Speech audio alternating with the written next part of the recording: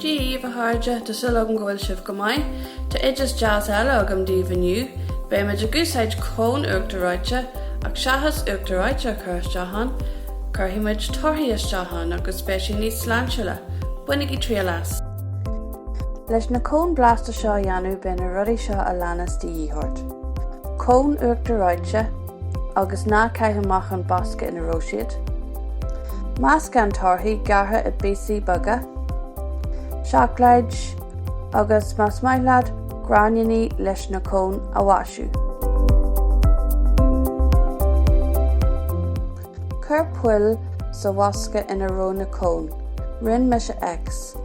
Ligean sé duit na cón a chur na seasú agus na torthaí a chur isteachán.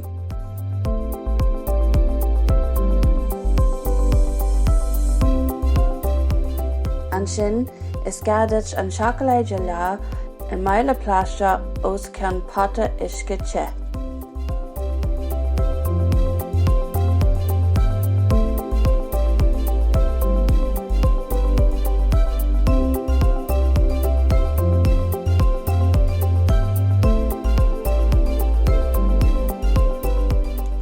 Cur bar gach cón na seasta seacláide agus an sin heagla é a bhaisiú leis na gráineannaí má táú a úsáid.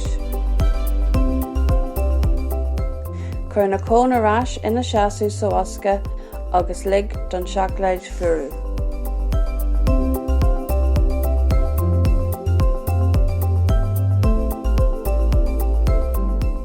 Nuair tá an seacláide crua, heagla na cón a líonú leis na torthaí gartha.